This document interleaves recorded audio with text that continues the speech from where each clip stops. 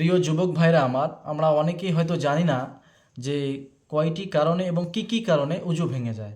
তো ইনশাল্লাহ আজকে আমরা এই ভিডিওর মাধ্যমে জানতে পারবো মোট 8টি কারণে উজু ভেঙে যায়। প্রথম কারণ হচ্ছে যে পেশাব পায়খানা রাস্তা দিয়ে যদি পেশাব ইয়া পায়খানা ইয়া তো রক্ত বের হয়, তো সেক্ষেত্রে উজু ভেঙে যাবে। 2 নম্বরে শরীরের যে কোনো অঙ্গ প্রত্যঙ্গ থেকে যদি রক্ত বা পুজ প্রবাহিত হয়, তো সেক্ষেত্রে উজু ভেঙে যাবে।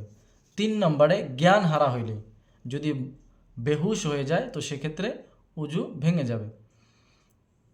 4 নম্বরে মাতাল হইলে, অর্থাৎ পাগল হয়ে গেলে সেক্ষেত্রে উজু ভেঙে যাবে।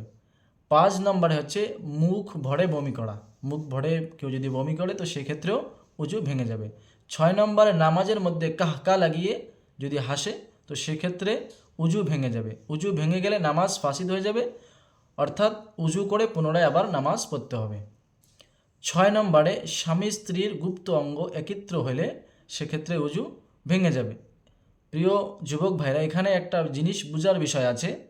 ফিকাহার কেতাবের মধ্যে এসছে যে স্বামী এবং স্ত্রীর গুপ্ত অঙ্গ যদি স্বামীর গুপ্ত অঙ্গ স্ত্রীর গুপ্ত অঙ্গের মধ্যে কিছুটা পরিমাণ যদি এতটুকু পরিমাণ যদি ভিতরে যায়, আর সেক্ষেত্রে যদি বীর্যপাত নাও হয়, তো বলা হয়েছে তার উপর গোসল করা ওয়াজিব, গোসল করতেই হবে।